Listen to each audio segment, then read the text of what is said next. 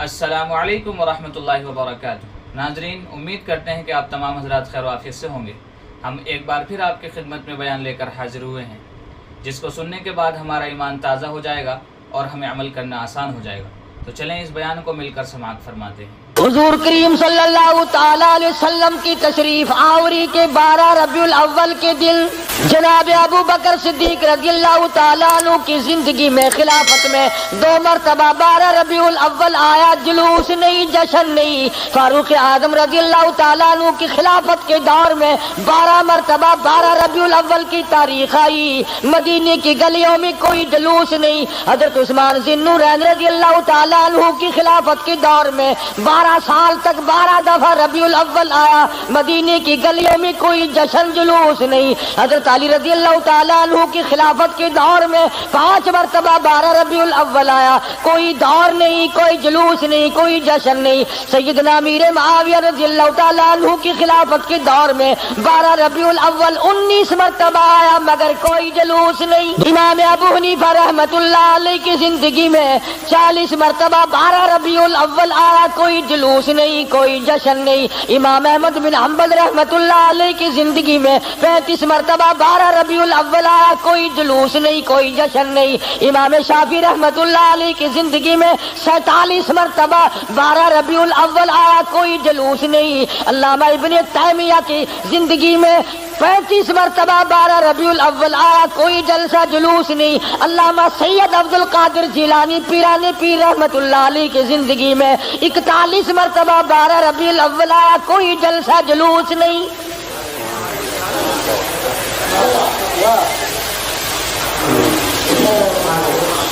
سلطان عالمگیر رحمت اللہ علیہ ہندوستان کا بادشاہ ہے، اتنا بڑا متقی پرہیزگار ہے، ساری زندگی میں ایک رات بھی تہجد کی قضا نہیں ہوئی، مگر 12 ربیع الاول کا جلوس دلی کے بازار نے دیکھا نہیں، چاندنی چوک میں سے کبھی گزرا نہیں، خواجہ شمس الدین التمش کی زندگی میں نہیں گزرا، سلطان عالمگیر کی زندگی میں نہیں نکلا، ناصر الدین محمود کی زندگی میں نہیں نکلا، غیاث الدین بلبند کی زندگی میں جلوس نہیں نکلا۔ اور تمہیں آج بھی کہ میں بات بتلاؤں، قائد اعظم کے ہوتے ہوئے پاکستان میں جلوس نہیں نکلا، خواجہ ناظم الدین کی حکومت میں 12 ربیع الاول کا جلوس نہیں نکلا، ایوب خان کی حکومت کے موقع پر 12 ربیع الاول کا جلوس نہیں نکلا، یحییٰ خان کے دور میں نہیں نکلا، یہ بھٹو نے شروع کیا اور ضیاء الحق نے آگے بڑھ کر اس کی تکمیل کی۔ تمہیں پتہ نہیں ہے یہ نبی کا جلوس نہیں ہے۔ چور جب چوری کرتا ہے کتوں کو ٹکڑا ڈالا کرتے ہیں، یہ بھونکے نہ، تمہیں تماشے میں لگا کر اپنا کام کرنا چاہتے ہیں۔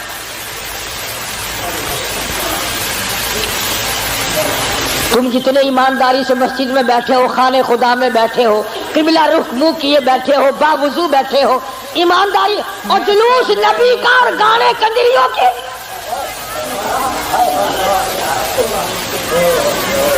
اندازہ لگا۔ امام الانبیاء محبوب کبریا حضرت محمد مصطفیٰ صلی اللہ تعالی علیہ وسلم کے دین کا مذاق نہ اڑاؤ، تماشا نہ بناؤ، کہیں تم ڈوب کے مرو، تماشا دنیا دیکھے۔ دیکھنا تو صحیح، کنجروں کے گانے، کنجریوں کے گانے، ملنگوں کے گانے، ملنگڑیوں کے گانے، جلوس اس ذات پاک کا جس کو اللہ پاک نے عرش عظیم پہ تشریف لے جاتے وقت جوتے اتارنے کا بھی حکم نہ دیا۔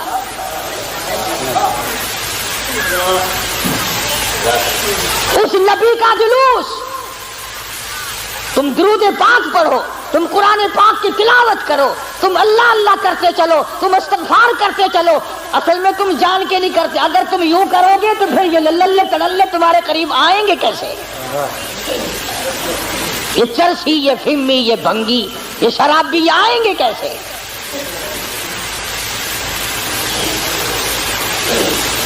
نت نئے پروگرام ہے، نت نئی دنیا ہے۔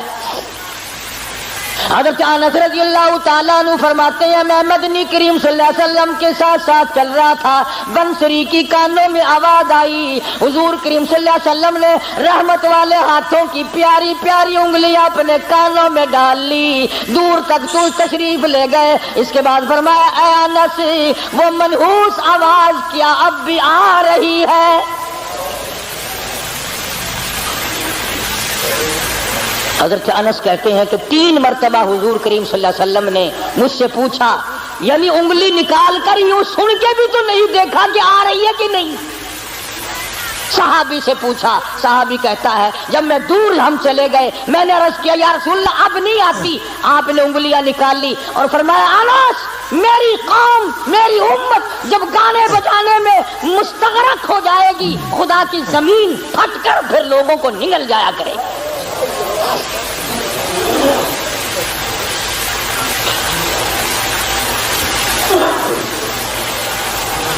ادھر بڑا زور لگا ہوا ہے، چندے ہو رہے ہیں، مولویوں نے لاؤڈ اسپیکر کھولے ہوئے ہیں، 1 روپیہ دو انشاءاللہ جنت ملے گی، 1 روپے کے بدلے میں جنت ملے گی۔ اور کملے 1 روپیے نال کی پالش جتی بھی نہیں کر کے دینا تو جنت دینا پہ ایڈی سستی۔ گنڈے دا پا دیکھو کی آٹے دا کی ہے لکڑ دا کی ہے تو جنت ایڈی سستی۔ مولوی صاحب جدو جاؤ گے تو پتہ چلے گا جنت کی قیمت دا۔ تجھے کیا معلوم ہے جنت کتنی قیمتی ہے؟ جا بلال سے پوچھ کے آج اس کا چمڑا ادھیڑ دیا گیا۔ احمد بن حنبل نے 2 برس تک اس اللہ کے قرآن کی وجہ سے درے کھائے، پوچھ کے آج جنت کی کیا قیمت ہے۔ ابو حنیفہ کا جنازہ جیل سے نکلا، پوچھ کے آج جنت کی کیا قیمت ہے۔ علامہ ابن تیمیہ کو کوڑے پڑے، سعید ابن مسیب کو ذبح کر دیا گیا، اور ہر تحریک میں ہر اللہ والے نے قربانی دے کر جنت کو حاصل کیا ہے، تو 1 روپے میں جنت بیچ رہا۔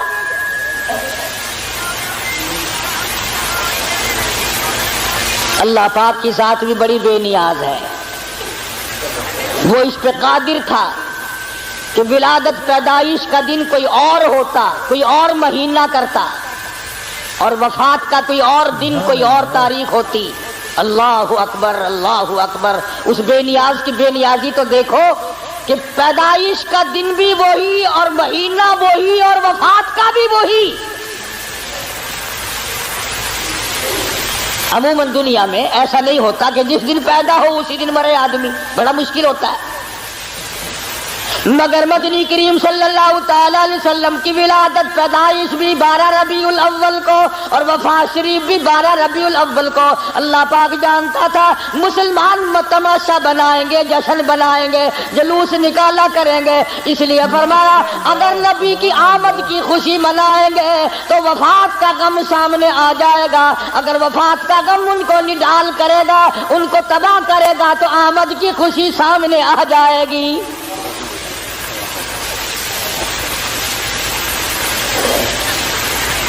کن حالات میں مدنی کریم صلی اللہ تعالی علیہ وسلم تشریف لائے؟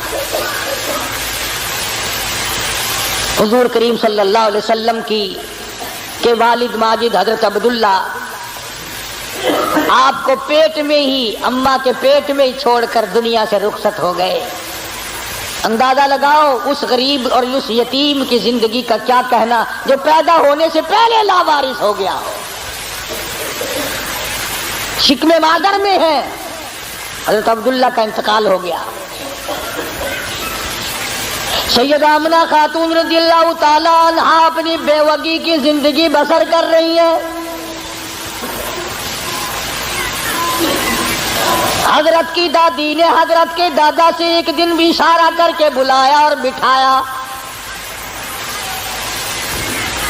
حضرت کی دادی ایک دن حضرت کے دادا کو کہنے لگی تجھے پتہ بھی ہے میں تو بڑی پریشان ہوں، میں تو بہت پریشان ہوں۔ حضرت کے دادا نے پوچھا کیوں؟ کہنے لگی یہ ہماری بیوہ بہو جو آمنہ ہے یہ عطر استعمال کرتی ہے، خوشبو لگاتی ہے بھی بیوہ ہے بھی پیٹ سے، اور قریش کی بیٹی، قریش والوں کی سرداروں کی گھر والی ہے، لیکن عطر لگاتی ہے، مجھے بڑا فکر ہے اپنی عزت کا۔ ابھی اسلام نہیں آیا، قرآن نہیں آیا، ایمان نبی نہیں آیا، ایمان نہیں آیا، مگر حضرت کی دادی کو عزت کا فکر ہے، اور نبی کے ماننے والوں، اپنی بیٹیوں کو ہارو سنگار کر کے فلم کی طرف چھٹیاں دینے والوں، زرک برک بچیوں کو بنا کر کالجوں کی طرف 4-5 گھنٹے کی چھٹی دینے والوں، شرم کرو، سوچو ذرا تمہارے نبی نے تمہیں تشریف لانے سے پہلے کیا عظمت عطا کی ہے۔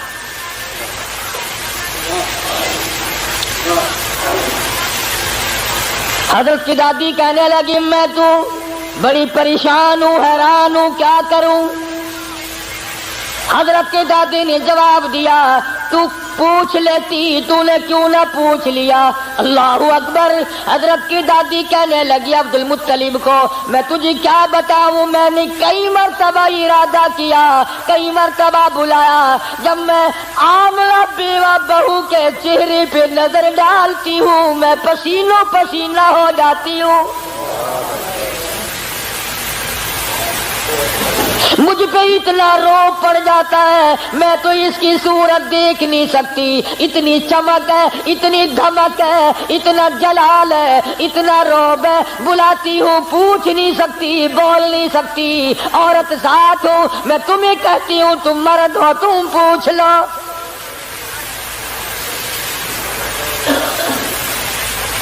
حضرت کا دادا کہنے لگا تو عورت ذات ہے، تو گھر میں بیٹھی رہتی ہے، تجھے کیا معلوم ہے میں مرد ہوں، باہر رہتا ہوں، سارے مکے نے میرا سر کھا لیا، مجھے تنگ کرتے ہیں، گلی والے پوچھتے ہیں، محلے والے پوچھتے ہیں، مکے والے پوچھتے ہیں، اور کہتے ہیں عبد المطلب تیرے گھر پہ عطر کی بارش کہاں سے ہوئی؟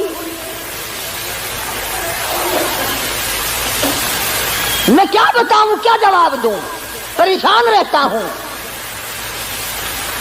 اور عبد المطلب نے حضرت کی دادی کو کہا تجھے اور میں بات بتاؤں، یہ جو خوشبو میرے ویڑے میں سے آتی ہے، جس غسل خانے میں جاتی ہے وہاں بھی عطر ہے، وہاں بھی مہک ہے، جس کمرے میں بیٹھتی ہے وہاں مہک ہے، جہاں ویڑے میں بیٹھتی ہے ویڑا معطر ہے، جس جگہ تھوکتی ہے وہاں بھی خوشبو ہے، جہاں بیٹھتی ہے وہاں بھی عطر اور خوشبو ہے۔ قربان جاؤں آمنہ کے در یتیم حضرت محمد کریم صلی اللہ علیہ وسلم کی تشریف آوری پر۔ اور عبد المطلب نے کہا حضرت کی دادی کو تجھے اور بات بتاؤں، یہ قرب و جوار کا معمولی عطر نہیں ہے، کہنے لگا عراق کا یہ عطر نہیں، یمن کا نہیں، شام کا نہیں، فلسطین کا نہیں، قرب و جوار کا نہیں، عام عطر نہیں، کوئی خاص خوشبو ہے۔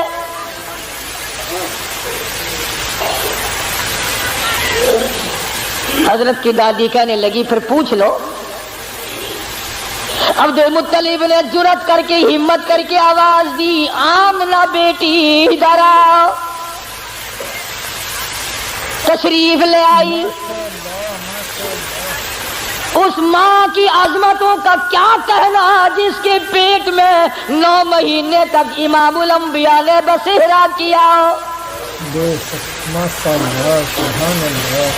تمہیں حضور صلی اللہ علیہ وسلم کی خام میں کبھی زیارت نہیں ہوئی، قیامت میں بھی پتہ نہیں ہوگی کہ نہیں۔ آمنہ وہ مبارک مائی ہے جس کے پیٹ میں یعنی پوری کائنات نسوانی میں حضرت حوا سے لے کر قیامت تک کی ساری دنیا کی عورتوں میں، مائیوں میں، زنانیوں میں، مستورات میں، خواتین میں، تمام کے تمام پر جب مالک کائنات نے نظر ڈالی تو حلیمہ آمنہ پسند آ گئی۔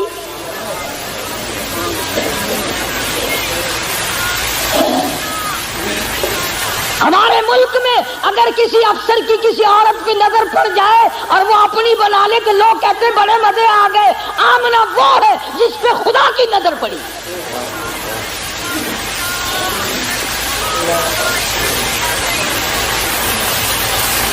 نہ ایسا نبی آنا، نہ ایسی مائی آنی، نہ پہلے تھی نہ اب ہے نہ ہو سکتی ہے۔ سبحان اللہ۔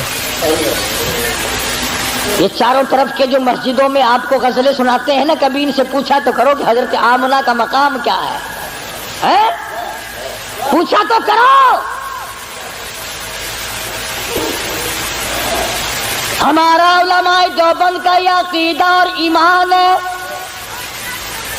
مدنی کریم صلی اللہ علیہ وسلم کی ذات اقدس کو کیا، جس مائی نے حضور کو جنم دیا اس مائی کے مقابلے کی اس کائنات میں مائی کوئی نہیں۔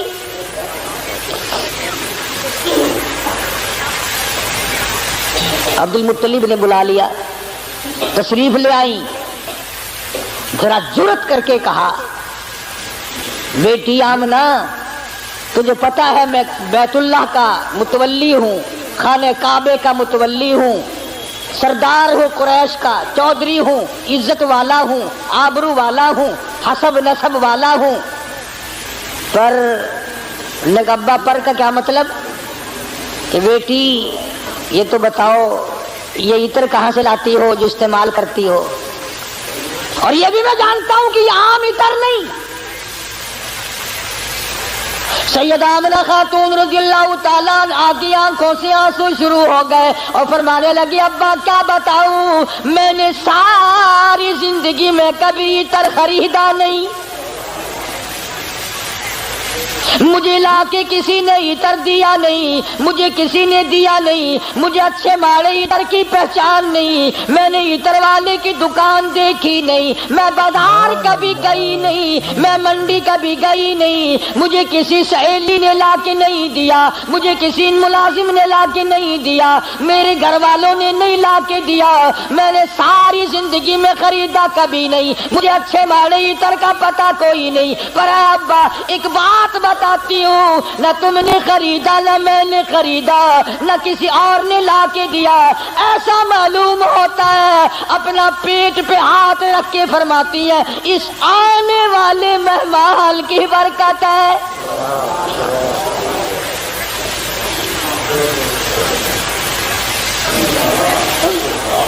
اور کہنے لگی ابا تم نے تو صرف خوشبو سونگھی، اگر کچھ اور بتاؤں دیوانی کہو گے۔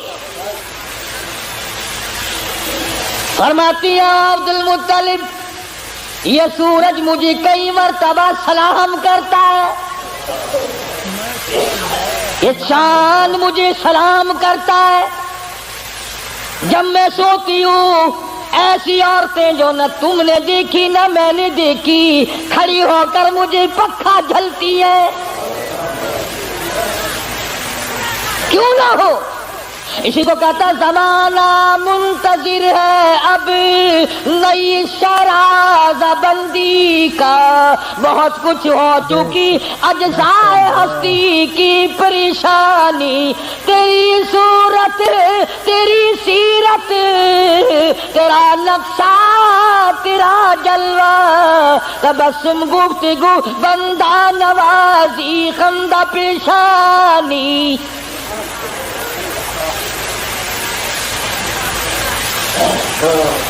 فرماتی ہے جس دن مدنی کریم صلی اللہ علیہ وسلم تشریف لائے دنیا میں پیدا ہوئے، قیصر و کسریٰ کے محلات میں زلزلہ آ گیا،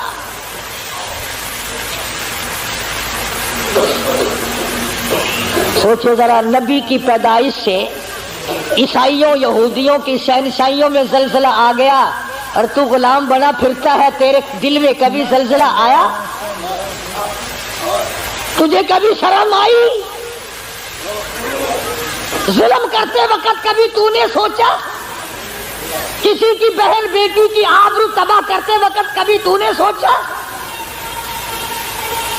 رشوت بٹور کر کوٹھی بنگلے مربع بناتے ہوئے تو نے کبھی سوچا؟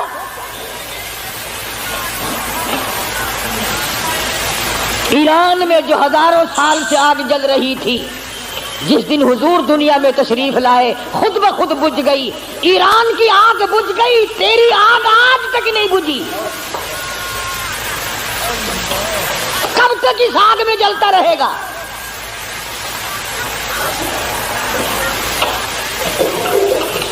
سیدہ آمنہ خاتون رضی اللہ تعالی عنہا اللہ اکبر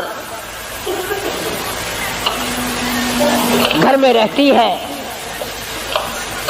ادھر یمن کے بادشاہ نے چڑھائی کر دی، ہاتھیوں والی فوج لے کر آ گیا، ہاتھیوں والی فوج لے کر آیا بیت اللہ کو گرانے،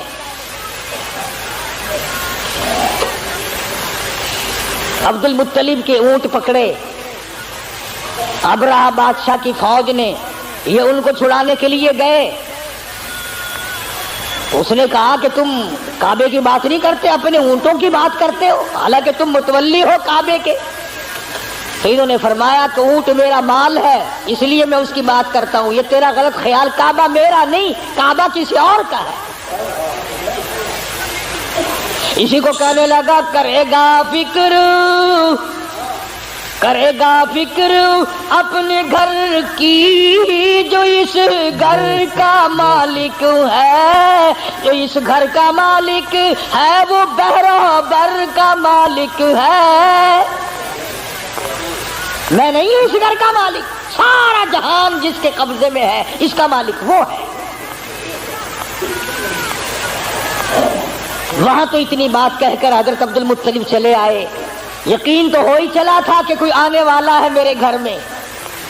سیدھے آمنہ خاتون کے پاس تشریف لے گئے اور فرمانے لگے چل بیٹی بیت اللہ میں دعا مانگی، جناب آمنہ کو پاس بٹھلا کر، الہی نصرت غیبی تو ہم کو اب مہیا کر، یا لشان بچہ جو ابھی ہے بطن مادر میں، بشارت تھی کہ اس کا نور چمکے گا تیرے گھر میں۔ حضرت آمنہ کے ہاتھوں میں غلاف کعبہ ہے، دعا مانگ رہی ہے، آواز آئی آمنہ،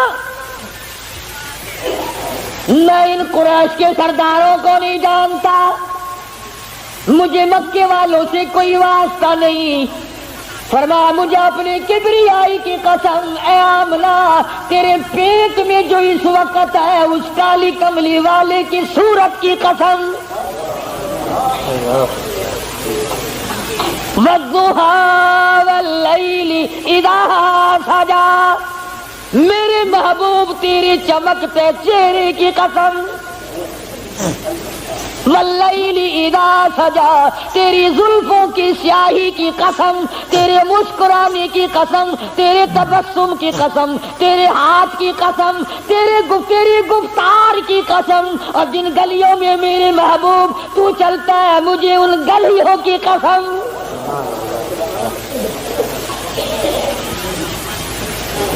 خدا کی قسم یوں میں دل کرتا ہے ہر سانس درود پاک پڑھتا رہو، پڑھتے رہو، پڑھتے رہو، اور پھر بھی کیا ہوگا؟ اسی کو کہتا ہے ہزار بار بشویم دہل بمشک و گلاب، ہنوز نام تو گفتل کمال بے ادبی، اور میرے آقا ہزار مرتبہ گلاب کے عطر سے میں اپنے منہ کو دھو کر تیرا نام لوں، پھر بھی ڈر ہے بے ادبی نہ ہو جائے۔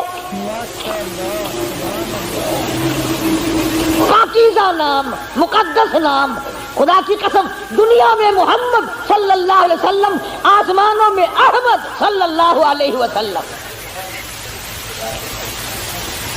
فرما لیواء الحمد، جھنڈا قیامت کا میرے ہاتھ میں ہوگا، ساقی کوثر میں ہوں گا، شافی محشر میں ہوں گا، آخرت میں تمام کائنات کو نجات دلانے کے لیے سفارش کرنے والا میں ہوں گا۔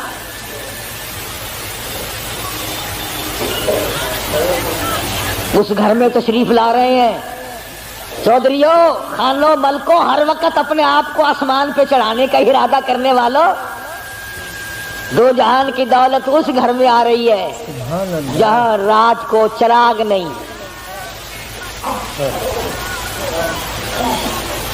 غریب گھر میں غریب یتیم پیدا ہو رہا، یتیم مکہ۔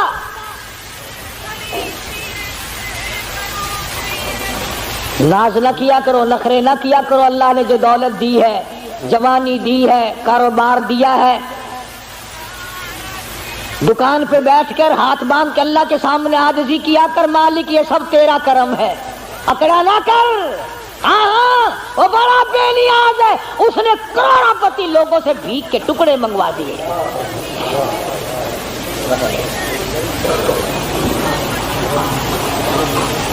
دیکھا شہنشاہ ایران کا حال، کتنے بڑے ملک کا حکمران، نسلی بادشاہ، نسلی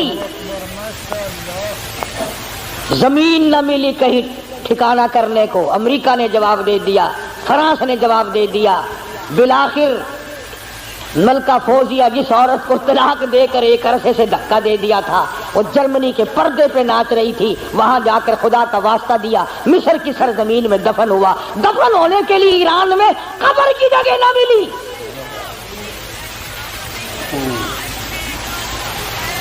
تجھے کیا معلوم ہے تیرا میرا آخری وقت کس حالت میں ہوگا؟ محمد عربی صلی اللہ تعالی علیہ وسلم تشریف لا رہے ہیں،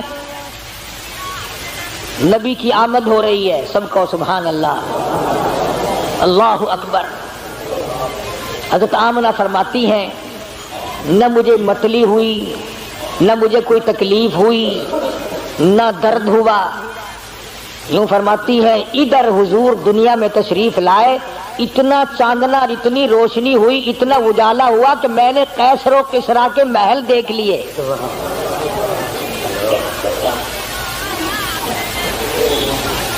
عام مورخین کہتے ہیں کہ اتنی غربت تھی کہ اس رات کو سرکار کے گھر میں چراغ نہ تھا، تیل کے پیسے نہ تھے۔ میرا دل یہ بات تسلیم نہیں کرتا، بلکہ میں یہ کہتا ہوں کہ جس گھر میں، جس زمین پہ، جس جگہ پہ دو جہان کی دولت آفتاب نبوت طلوع ہو رہا ہو، وہاں چراغوں کا اور بتیوں کا کیا کام ہے؟ ہمارا عقیدہ ہے جس زمین پہ حضور نے قدم رکھے وہ ساری زمین کی سردار۔ سیدہ آمنہ فرماتی ہیں کہ جب حضور پیدا ہوئے، آپ کو پتہ نہیں یہ عورتوں کے مطلب کا مسئلہ ہے، عورتیں بڑی دھیان لگاتی ہیں کہ بھئی لڑکا ہوا یا لڑکی ہوئی، دائی بتائے، کوئی اور بولے جلدی، اس کو بڑی جلدی شرم کی ماری بولتی نہیں، بڑی جلدی ہوتی ہے کہ مجھے پتا چلے لڑکا ہوا کہ لڑکی۔ اور پھر عرب کا ملک جہاں لڑکیوں کو زندہ درگور کرتے ہو، لڑکوں کو سنبھالتے ہو، اور پھر یتیم بیوہ تو ہر چند چاہتی ہے، یا اللہ کوئی بچہ دیو جس کو اپنے سر پہ بٹھا کر یوں کہوں یہ میرا وارث ہے۔ حضرت آمنہ فرماتی ہیں رضی اللہ تعالی عنہ کہ جب میں نے یوں نظر ڈالی، اللہ غنی میں حیران ہو گئی، ادھر دنیا میں تشریف لائے، ادھر مالک کائنات کی پروردگار عالم کی چوکھٹ پہ سجدہ کر دیا۔ یہ ثابت کر دیا لوگوں میں سارے دروازوں سے ہٹا کر، ساری قبروں سے ہٹا کر، سارے مزاروں سے ہٹا کر، سارے بتوں سے ہٹا کر، سارے مندروں سے ہٹا کر، سارے گرجوں سے ہٹا کر، ساری دنیا چھڑا کر ایک پروردگار عالم کی چوکٹ پہ سر جھکانے آیا ہوں۔ حضرت آمنہ فرماتی ہیں کہ یوں آسمان کی طرف دیکھا اور اس شہادت کی انگلی کا یوں اشارہ کیا، گویا یہ بتایا ہے کہ میں تو اس ایک کے ماننے والا ہوں، میں تو اس ایک کو ہی مانوں گا، اسی کو منواؤں گا۔ سوال ہوا، حضرت کی پرورش کا رواج تھا کہ دیہات میں بھیج دیا کرتے تھے تاکہ زبان صاف سیکھے۔ جہاں بھی اب اپنے مزاج کی بات ہے، سارا جہان کہتا ہے کہ دائیاں آتی رہی جاتی رہی، آتی رہی جاتی رہی، حضور کریم صلی اللہ علیہ وسلم کو لیا نہیں، یتیم سمجھ کے لیا نہیں۔ میں اس بات کو تسلیم نہیں کرتا، بلکہ میں یہ کہتا ہوں انہوں نے حضور کو نہیں لیا بلکہ حضور نے ان کو پسند کیا ہی نہیں۔ وہ کون ہوتی تھی لینے والی؟ میرے آقا نے ان کو پسند نہیں کیا۔ اور پھر جس کی امانت ہے دوسرے کو کیوں ملے؟ جب امانت حلیمہ کی ہے کوئی اور کیسے لے جائے؟ آئی ہے پیچھے سے حلیمہ، اللہ اکبر۔ وہ مکے سے جتنی دائیاں واپس آئی کہنے لگی سارے بچے اٹھا لائی ہو، کوئی چھوڑ کے بھی آئی ہے؟ کہا مجھ غریب کے لیے بھی لگا کوئی نہیں، بس ایک یتیم ہے مکے میں، اس کا ابا کوئی نہیں، نہ انعام ملے نہ اکرام ملے، غریب گھرانہ ہے۔ کہنے لگی چلو دیکھ کے تو آؤں، رنگ ڈھنگ تو دیکھو کیسا ہے۔ دروازے پہ دستک دی، اندر سے پوچھا من دکل باب کون ہے؟ جواب ملا انا حلیمہ، میں حلیمہ ہوں۔ حضرت آمنہ کہتی ہے ادھر حلیمہ کا نام سنا، ادھر محبوب دو عالم نے مسکرا دیا۔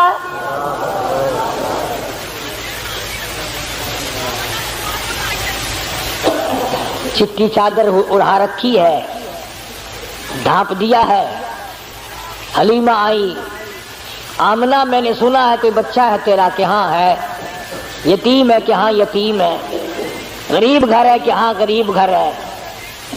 کہنے لگی جاؤں تو لے کے خالی تو میں واسطے جانے سے رہی، ذرا دکھا تو صحیح، بچہ تو دکھا۔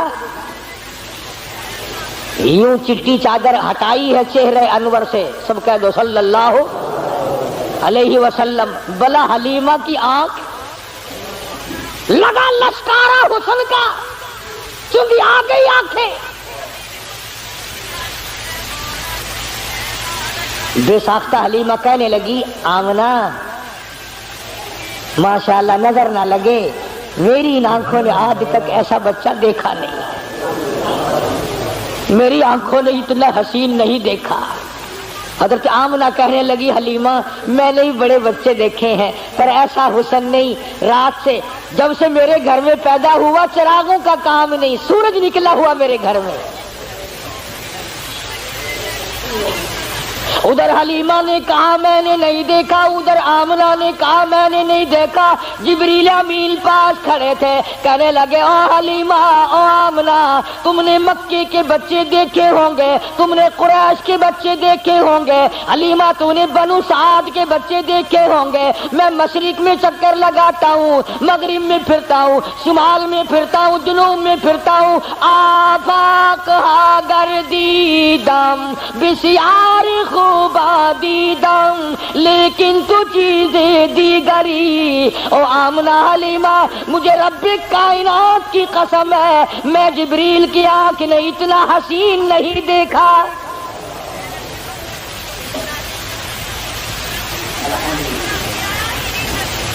آواز آئی او جبریل تو دیکھتا تو تب جب میں نے ایسی صورت والا پیدا کیا ہو،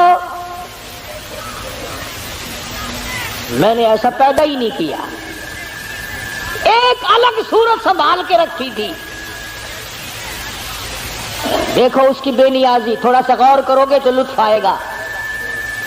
اگر حضرت کے ماں باپ زندہ رہتے تو لوگ کہتے کہ وہ بھی تو ایسی شکل والا دوسرا بھائی بھی یا بہن بھی۔ اللہ میاں پہلے تو ایسی صورت والا کوئی نہیں بھیجا، اب تو آیا کریں گے نا۔ فرمایا نہیں، مجھے اپنی کبریائی کی قسم یہ ایک صورت ڈال کے میں نے وہ سانچہ ہی توڑ دیا۔ یہ ہے میرا مذہب، جن کے سامنے تم سر جھکاتے ہو، جن کی قبروں کا تم طواف کرتے ہو، جن کی قبروں کو چاٹتے ہو، جن جگہوں کو بابرکت سمجھتے ہو، میں کالی کملی والا اپنی جان ختم کروا سکتا ہوں پر میں خدا کی چوکھٹ کے سوا کسی بت کے کسی قبر کے سامنے سر جھکانے کو تیار نہیں۔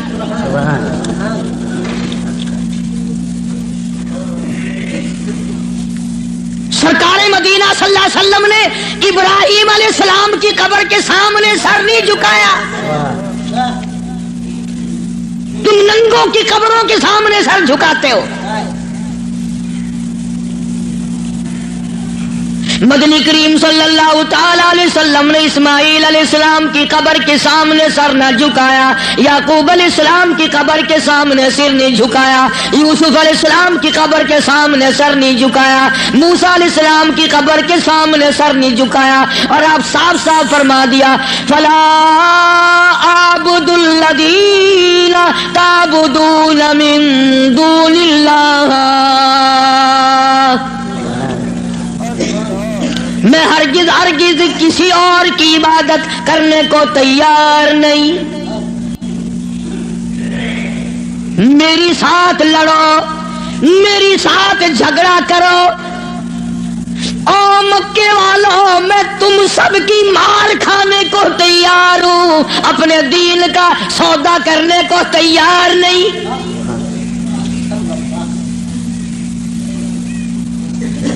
رات کو مارا، دن کو مارا، صبح مارا، شام مارا، اپنوں نے مارا، غیروں نے مارا، خدا کی قسم مکے کے مردوں نے مارا، آمنہ کے درے یتیم کو مکے کی عورتوں نے مارا۔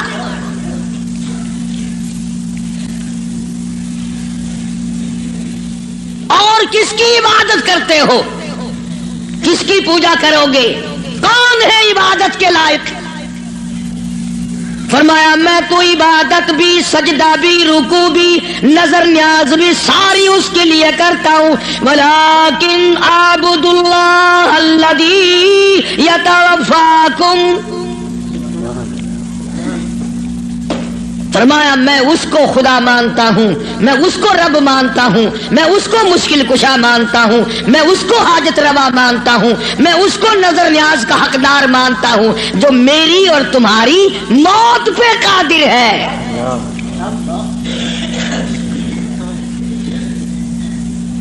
اللہ پاک جل شانہ نے کتنی بڑی دلیل عطا فرمائی ہے۔ جو کسی کو مارتا ہو، زندہ کرتا ہو، پیدا کرتا ہو، وہ خدا ہے۔ جو مر جائے وہ خدا نہیں۔ بھلا جس کی خود موت آ جائے وہ خدا کیسے ہے؟ قرآن کہتا ہے ایک لمحے کے لیے، ایک سیکنڈ کے لیے جس کو اونگ آ گئی وہ خدا نہیں، اور جو عمر بھر کے لیے قبر میں جا کے سو گیا وہ خدا کیسے ہو سکتا ہے؟ فرمایا اللہ لا الہ الا هو الحی القیوم، الہ وہ ہے، مشکل کشا وہ ہے، ستاروں کا مالک وہ ہے، چاند کا مالک وہ ہے۔ للشمس ينبغي لها ان تدرك القمر ولا الليل سابق النهار وكل في فلك يسبحون۔ فرمایا کتنی مدت گزر گئی، چاند سورج کو گردش کرتے، کبھی ٹکر ہوئی، کبھی ایکسیڈنٹ ہوا، رات دن کو کتنے دن ہو گئے چلتے ہوئے، کبھی تک آپس میں ٹکراؤ تصادم ہوا؟ تو ارشاد فرمایا محمد عربی صلی اللہ علیہ وسلم کی زبان سے، اللہ پاک نے، کلام خدا ہے، زبان مصطفیٰ ہے، حکم خدا کا ہے، زبان کالی کملی والے کی ہے۔ فرمایا ولیکن اعبد اللہ،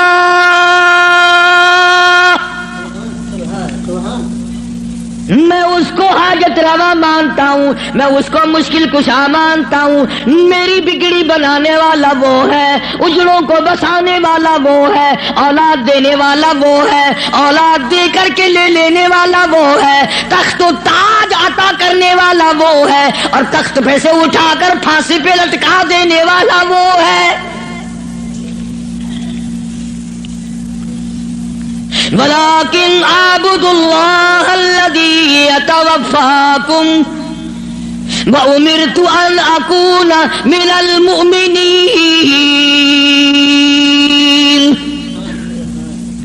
مجھے حکم ملا ہے کہ میں سب سے پہلے اس مالک کائنات پہ یقین کرنے والا بنوں، فرما برداری کرنے والا بنوں، احکام کو سنبھالنے اور عمل کرنے والا بنوں، سب سے پہلے مجھے حکم ملا ہے۔ وَأَنْ أَقِمْ وَجْهَكَ لِلدِّينِ حَنِيفًا وَلَا تَكُونَنَّ مِنَ الْمُشْرِكِينَ، فرمایا کہ مجھے حکم ملا ہے میں اللہ سبحانہ و تعالیٰ کی طرف منہ رکھوں، منہ رکھنے کا مطلب یہ کبھی اس سے نہ بگاڑوں، اس کے مقابلے میں کبھی کسی کو حاجت روا نہ جانوں۔ اچھا ایک لفظ اور سمجھ لیں، اگر آپ کی سمجھ میں یہ باتیں بیٹھ جائیں تو انشاءاللہ تا زندگی کام آئیں گی۔ یہ جو لفظ سبحان ہے، سبحان ربی العظیم، سبحان ربی الاعلیٰ، سبحانک اللہم، سبحان اللہ وبحمدہ، سبحان اللہ والحمدللہ، فسبحان اللہ رب العرش العظیم، سبحان اللہ عما یشرکون، یہ جو قرآن میں، نماز میں، حدیثوں میں لفظ سبحان ہے، اس کے معنی، اس کا ترجمہ سب علماء اور تمام لوگ یہ کرتے ہیں، پاک ہے اللہ، اس کا مطلب یہ معنی یہ کرتے ہیں پاک ہے اللہ، سبحانک اللہم، اے اللہ ہم تیری پاکی کا اقرار کرتے ہیں۔ جو میں آپ کو سمجھانا چاہتا ہوں وہ اب بھی نہیں سمجھے، وہ اب بھی نہیں سمجھے۔ پاک ہے ذات تیری، پتہ لوگوں نے کیا سمجھا؟ گندگی سے پاک ہوگا، چھینٹے پڑنے سے پاک ہوگا، استنجا کرنے سے پاک ہوگا، بیوی سے پاک ہوگا، ماں باپ سے پاک ہوگا، کھانے پینے سے پاک ہوگا، سونے سے پاک ہوگا، کسی کا محتاج نہیں ہوگا۔ یہ معنی نہیں ہے۔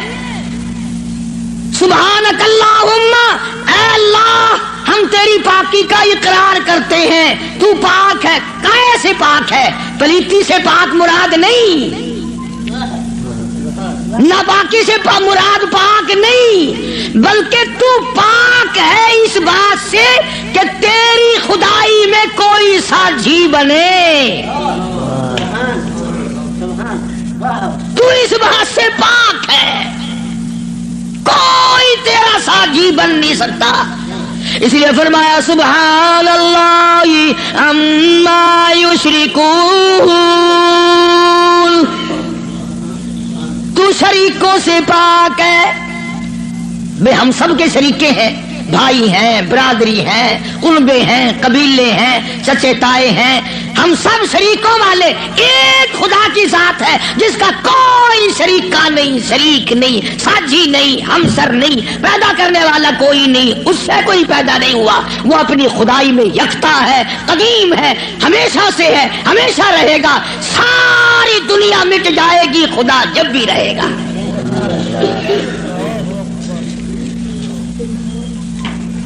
لوگ سبحان اللہ کا معنی یہ سمجھتے ہیں، سارے مولوی بھی سکھاویں اللہ کی ذات پاک ہے، لوگ یہ سمجھتے ہیں غسل خانے میں سے نہا کے نکلا ہوگا پاک ہو گیا، پاک ہے۔ تمام ان چیزوں سے وہ پاک ہے جو محتاجوں میں ہوا کرتی ہیں،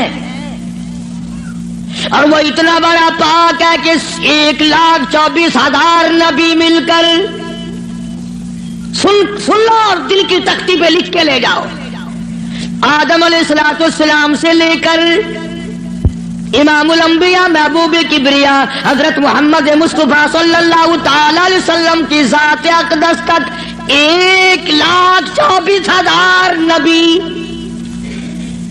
ابو بکر صدیق سے لے کر بلال حبشی تک 1,29,000 صحابہ اکرام، ہزاروں کتب، ہزاروں ابدال، تمام کے تمام نبی، رسول، پیغمبر، صحابہ، ولی، قلندر مل کر اللہ کی ذات سے ایک ذرہ برابر کام زبردستی نہیں کرا سکتے۔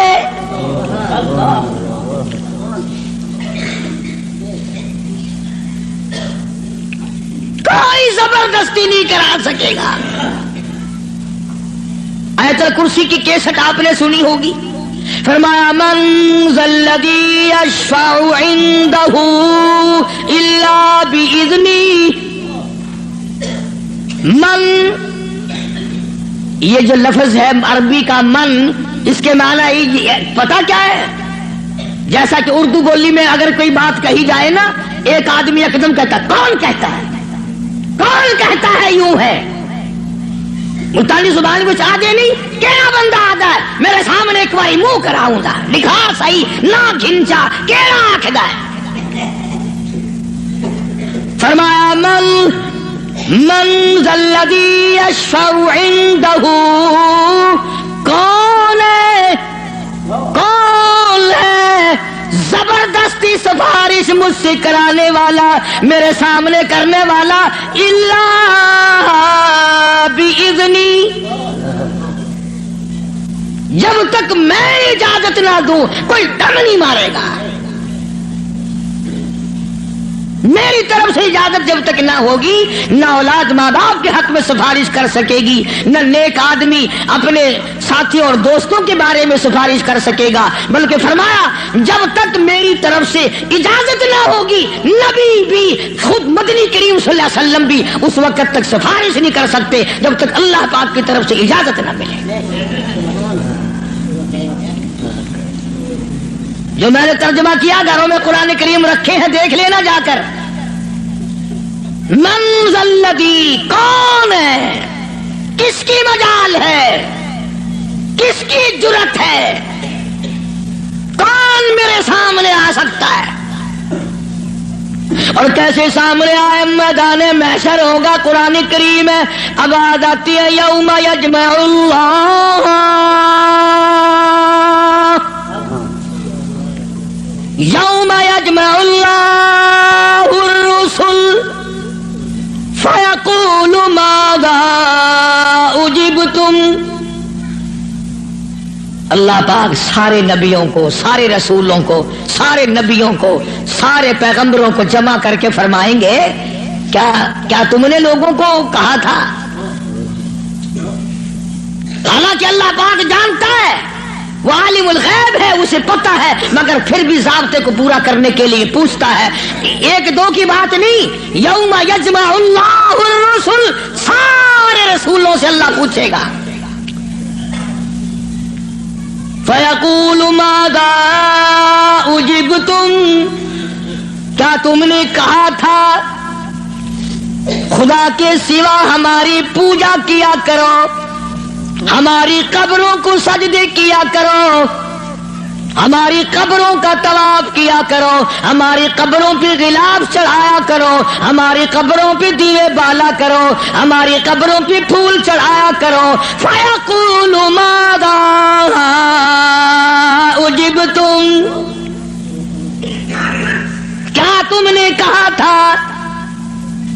قرآن کریم ہے، سارے کے سارے کانپ جائیں گے، لرز جائیں گے، ڈر جائیں گے، اور سارے نبی فرمائیں گے قالوا لا علم لنا، اے بے نیازی، او بادشاہ، او خالق، او مالک، تیری ذات جانتی ہے، لا علم لنا، ہمیں تو پتہ بھی نہیں یہ بدبخت کب سجدے کرنے آئے، کب پوجا کرنے آئے، کب چراغ جلانے آئے، ہمیں کون سی سردی لگتی تھی، یہ کب غلاف چڑھانے آئے، یہ کب پھول چڑھانے آئے۔ انک انت علام الغیوب،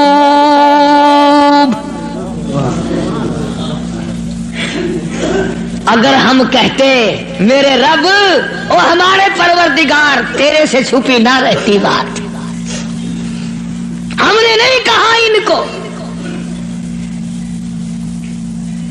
اللہ سبحانہ و تعالی نے پھر آگے چل کر چند آیتوں کے بعد ایک ایسے پیغمبر کا تفصیلی ذکر فرمایا۔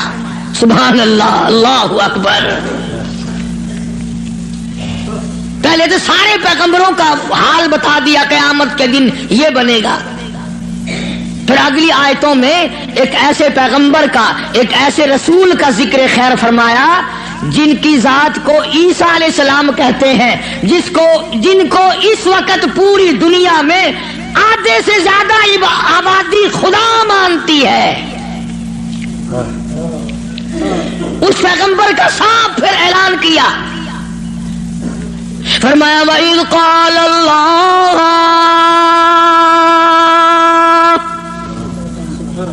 يَا عِيسَى ابْنَ مَرْيَمَ، او عیسیٰ علیہ السلام بیٹے مریم کے، یا عیسیٰ ابن مریم، او مریم کے بیٹے، او عیسیٰ علیہ السلام، یہ جو عیسائی تجھے خدا مانتے ہیں، اَأَنْتَ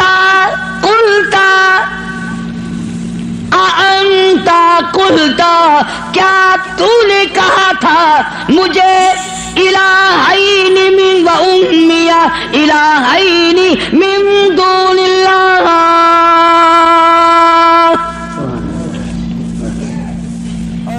کیوں جناب اے عیسیٰ علیہ السلام، کیا تم نے کہا تھا لوگوں کو کہ مجھے اور میری والدہ کو خدا ماننا؟ اب ایک کڑوی بات کہہ دوں، عیسائی ہے، ایک عیسیٰ علیہ السلام کو خدا مانتے ہیں، ایک ابراہیم علیہ السلام کو خدا مانتے ہیں۔ عیسائی 3 خدا کو مان جائیں تو اسلام سے نکل جائیں، کافر ہو جائیں، اور ہمارے لیے چھٹی ہے، ہم ہزاروں خداؤں کو مانتے رہیں۔ الگ الگ تقسیم بنا رکھی، فلانا مرض پاک مائی ٹھیک کرے گی، آخر مچھلی گھن کے وجہ ہے اتنے پاک مائی دی جا کے بنا ہے، انشاءاللہ خیر آوے سی۔ مچھلیاں دی جا بئی گولی کھڑن، ککڑاں دی جا بئی ہے، بکریاں دی جا بئی ہے، ساڈا نمبر آوے انشاءاللہ کٹے دا گوشت۔ ماں پیو دا ختم دیوانا ہوئے نا، اندازہ لگا تماشا دیکھ کیا بنا رکھا ہے، الگ الگ جگہ بنا رکھی ہے۔ اولاد وہاں سے ملے گی، بادشاہت وہاں سے ملے گی، دکان میں برکت وہاں سے پڑے گی، کیا بتاؤں۔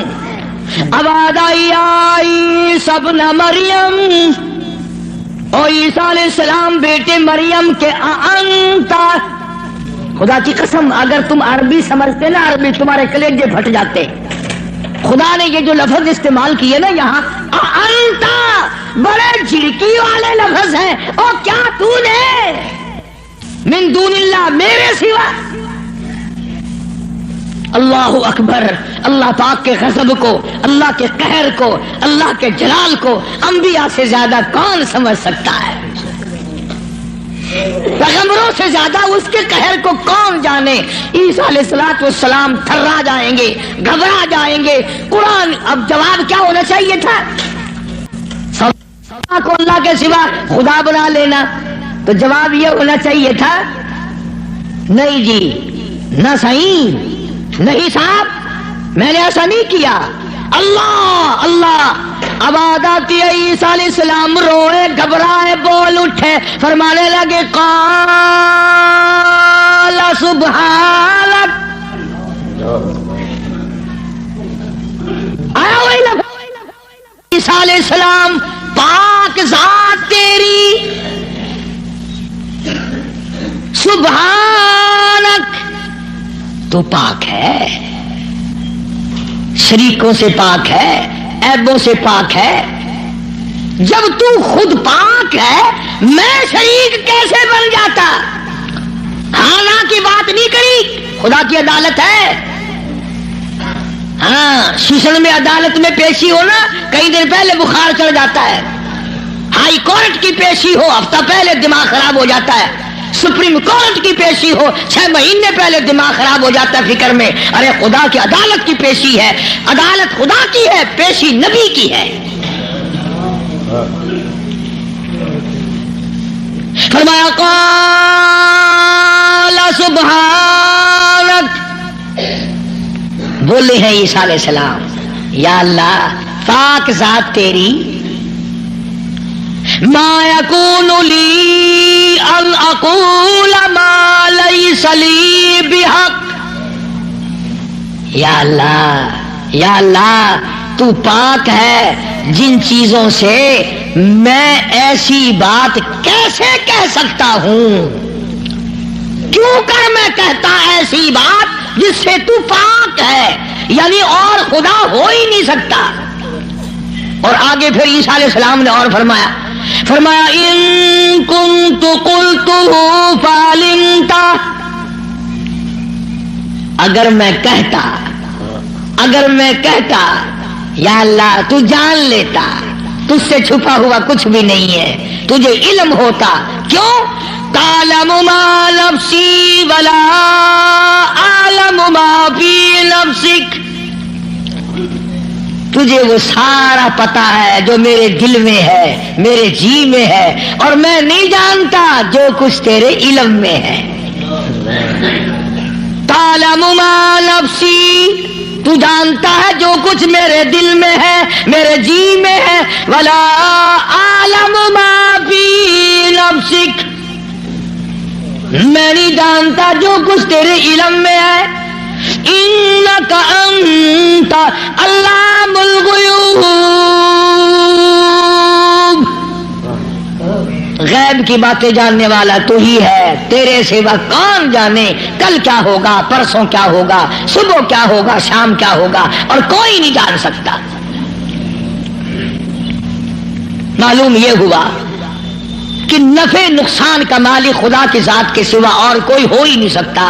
تو بات یہاں سے چلی کہ محمد عربی صلی اللہ علیہ وسلم کو مشرکین مکہ نے پوچھا تو اپنا دین بتا، تو اپنا عقیدہ بتا، آپ اپنا مذہب بتائیں، آپ اپنا مسلک بتائیں، آپ اپنا عقیدہ بتائیں. تو فرمایا وَأُمِرْتُ لِأَنْ أَكُونَ أَوَّلَ الْمُؤْمِنِينَ، مجھے حکم ملا سب سے پہلے میں یقین کرنے والا بنوں. وَأَنْ أَقِمْ وَجْهَكَ لِلدِّينِ حَنِيفًا وَلَا تَكُونَنَّ مِنَ الْمُشْرِكِينَ. میں اس خدا کی طرف منہ کیے بیٹھا ہوں، میرا اسی کی طرف دھیان ہے، اسی کی طرف توجہ ہے. اور لوگوں مجھے مارو یا چھوڑو، صلح کرو یا لڑائی کرو، میرے غلاموں کو مارو یا چھوڑو، میں اپنے اس پیٹ پہ ایک ایک وقت میں 2 پتھر تو باندھ سکتا ہوں، پر اپنے خدا کے ساتھ میں کسی کو شریک نہیں کرنے کا. میں ایک وقت میں 15 دن درختوں کے پتے تو چبا سکتا ہوں، پر میں اللہ سبحانہ و تعالیٰ کی ذات میں کسی کو شریک نہیں کر سکتا. اس کی چوکھٹ کے سوا میں اور کسی جگہ سر جھکا نہیں سکتا. یہ سر کر سکتا ہے، جھک نہیں سکتا. کیوں؟ فرمایا وَلَا تَدْعُ مِن دُونِ اللَّهِ مَا لَا يَنفَعُكَ وَلَا يَضُرُّكَ. نفع اسی کی طرف سے ہے، نقصان اسی کی طرف سے ہوگا. اور اگلی آیت کا اگر سیدھا سیدھا ترجمہ کروں تو آپ سمجھیں گے مشکل سے. قرآن کریم کا یہ مزاج ہے، اللہ تبارک و تعالیٰ کی یہ عادت ہے کہ وہ احکام بیان کرتے ہوئے اس طریقے سے بیان کرتے ہیں جیسا گھروں میں عورتیں ڈائریکٹ بہو کو کہتی ہوئی ذرا گھبراتی ہے، لڑائی جھگڑے کا امکان ہے کہ کھڑی ہو جا، کام پڑا ہے. اصل مقصد ہے بہو کو کہنا، لیکن ماں کرے گی کیا؟ یہ چھوکری کھڑی ہو جا، دیر ہوگی، شرم نہیں آتی، اب تک پڑی ہے. جانے گی نا کہ یہ میری لڑکی ہے، برا نہیں ماننے کی. اصل میں کہنا بہو کو ہے، سنانا لڑکی کو ہے. اس لیے حکم دینا امت کو ہے اور کروانا کالی قبلی والے کی زبان سے ہے. لوگ قرآن کا مزاج نہیں سمجھ سکتے. ڈائریکٹ عورت کبھی نہیں کہتی روٹی پکا لے، منہ کھڑی ہو کر روٹی برتن مانج لے، کپڑے دھو لے.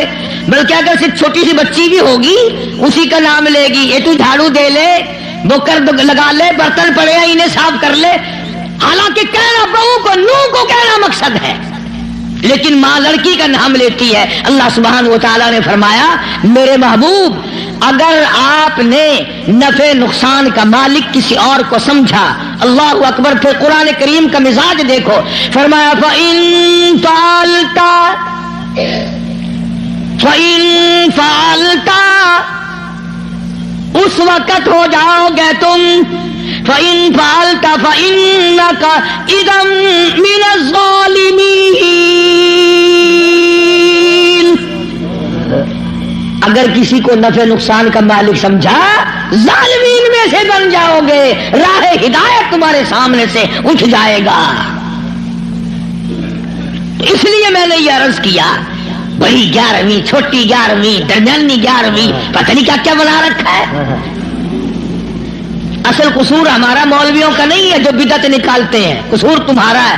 اگر خوشی خوشی میں صبح صبح مولویوں کے متھے 2-4 روپے مار آؤ تو ایمان سے نہ یہ تمہیں 11ویں بتائیں نہ یہ 18ویں بتائیں. رہنا تو یوں نکلتا ہے نا. فرمایا پھر ظالمین میں سے ہو جاؤ گے اگر تم نے، اب جس کا یہ عقیدہ ہے کہ اگر میں نے 11ویں نہ بنائی تو بھینس دودھ نہیں دے گی، اس لیے قرآن کریم کی میں نے وہ آیت عرض کی تھی پچھلے جمعے کو.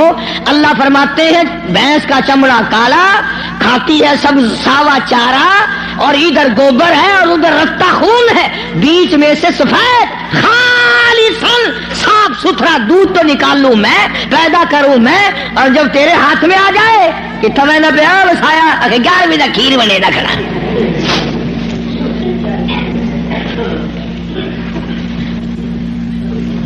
فرمایا یہ میں نے پیدا کیا ایک ایک قطرہ دودھ کا، ایک ایک قطرہ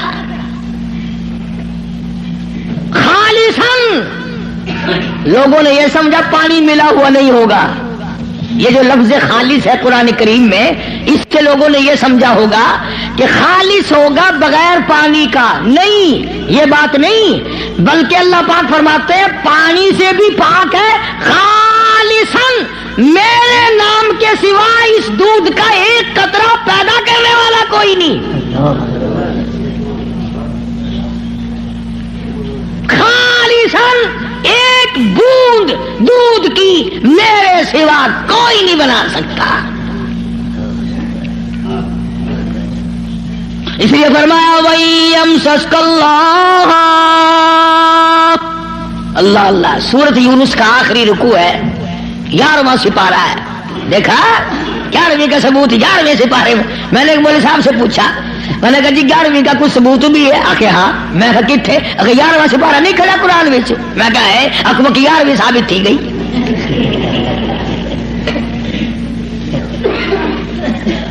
11واں سپارہ آخر نہیں، میں کہا ہے اکبر تھی گئی. اندازہ لگا کیا قصے ہیں یہ. اللہ پاک ہماری رگوں سے بڑا واقف ہے، جانتا ہے نا آدمیوں کی کمزوریوں کو، اور خود اس نے جو بنایا. فرمایا کہ اچھا جی یہ باتیں اس وقت تک کی ہیں جب آدمی سکھیا ہو، جب پریشانی میں ہوتا ہے، جو چکر میں پھنستا ہے، مت ماری جاتی ہے، عقل کام نہیں کرتی، پھر وہ اس قسم کا کام کر بیٹھتا ہے. اللہ پاک نے فرمایا وَيَمْسَسْكَ اللَّهُ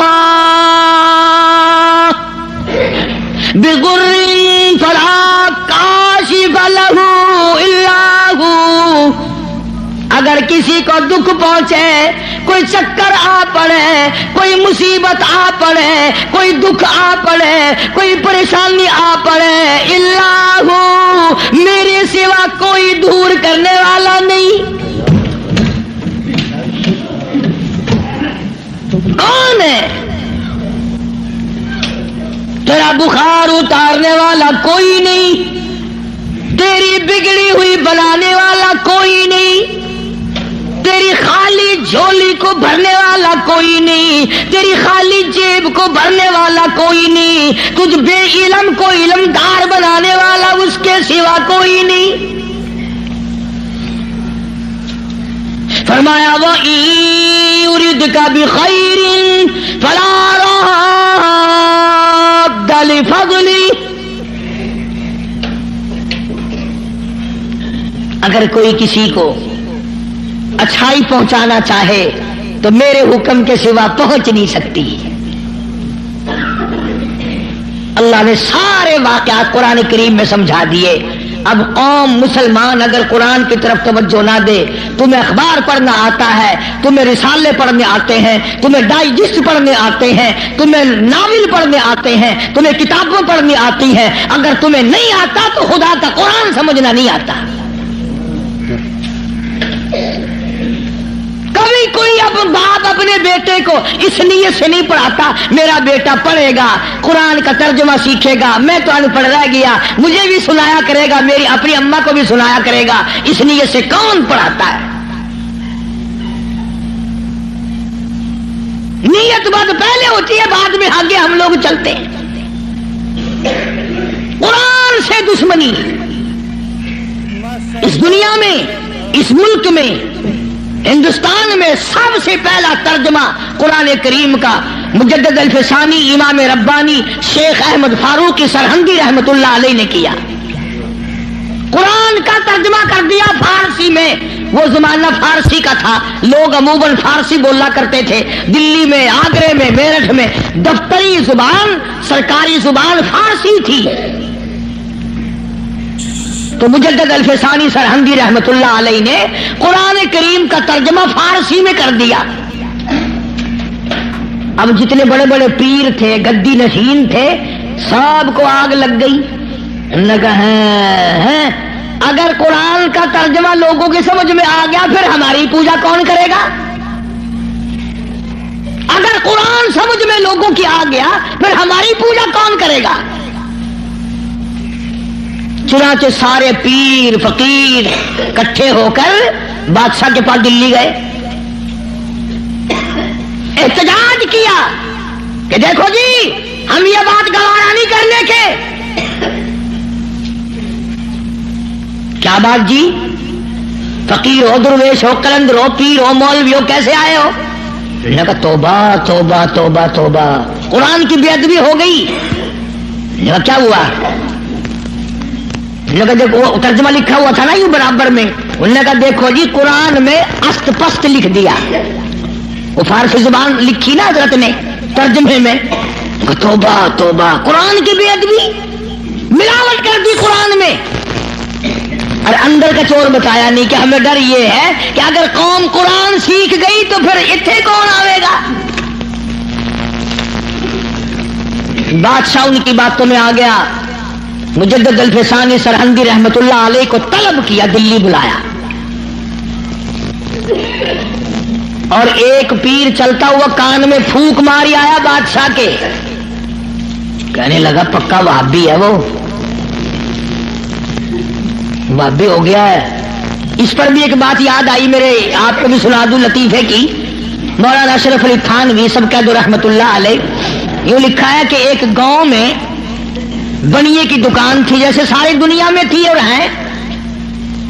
مولوی صاحب جو تھا امام مسجد، وہ سودا ادھار خریدا کرتا تھا، سبھی ادھار لیا کرتے تھے اس زمانے میں بنیوں سے. ایک دن بنیے نے ذرا گرم ہو کر کے مولوی صاحب سے کہہ دیا کہ جی وہ پیسے بہت دنوں کے ہو گئے پہنچاتے نہیں ہو، کمال ہے تمہاری، لے لے کے کھا جا رہے ہو، دیتے نہیں ہو. مولوی صاحب ناراض ہو گیا. جمعہ جو آیا اس میں اعلان کر دیا آج کے بعد اس بنیے کی دکان سے کوئی سودا نہ خریدے، میں نے تحقیق کی ہے یہ بنیا وہابی ہو گیا ہے. اب لوگوں نے تو مولوی کا کہنا ماننا ہی تھا، سارے چھوڑ گئے. بنیا صبح بیٹھے شام کو تھپڑ میں سے یوں ہی خالی اٹھ جائے. بڑا حیران ہے کیا ہوا، یہ تو ہوتا تھا کبھی زیادہ بک گیا کبھی تھوڑا، یہ جنرا کیسے لگ گیا، کوئی نہیں آتا، بالکل بند. 2-4 دن کے بعد اسے پتا چل گیا کہ مولوی صاحب نے جمعے میں اعلان کیا کہ بنیا وہابی ہو گیا ہے، اس لیے سودا لینے کوئی نہیں آتا. بنیا بولنا ہو دیکھو کہاں ماری مولوی نے. اس نے سوچا چلو مولوی والے پیسے رہ جائیں گے، آئندہ کاروبار تو کرنا ہے. گیا اور جا کر کے ہاتھ جوڑ کے کہنے لگا مولانا وہ پچھلے بھی معاف کر دیے اور اگلا جو بھی لیا کرو میں پیسے نہیں مانگنے کا. بس اگلے جمعے کو مولوی صاحب نے اعلان کر دیا فلانے بڑیے سے سودا خریدا کرو. اس نے وہابی پڑے سے توبہ کر لی. مجدد الفسانی سرہندی رحمت اللہ علیہ سرتاج الاولیاء، بادشاہ کے کان میں ایک پیر کہہ آیا کہ وہ وہابی ہے. نے کہا اچھا دیکھ لوں گا میں. بلایا مجدد صاحب کو، اور کسی نے کہہ دیا تجھے سجدہ نہیں کرنے کا، وہ بادشاہوں کو لوگ سجدے کیا کرتے تھے، تجھے سجدہ نہیں وہ کرنے کا. تو اس نے کیا کیا، بادشاہ نے اپنے دربار میں ایک موری بنوائی، ایک دری بنوائی جس میں سے آدمی جھک کے گزرے تو گزرے ورنہ گزر ہی نہیں سکتا تھا. انہوں نے کہا چلو مولوی ہے وہ اکڑا ہوا سجدہ تو کرے گا نہیں، باقی میری. ایسے ہی دلچسپ اور مزید بیانات سننے کے لیے ہمارے چینل کو سبسکرائب کریں اور بیل آئیکن کو پریس کریں تاکہ ہر آنے والی ویڈیو سب سے پہلے آپ کے پاس پہنچے. دعاؤں میں یاد رکھیں اور اپنا خیال رکھیں.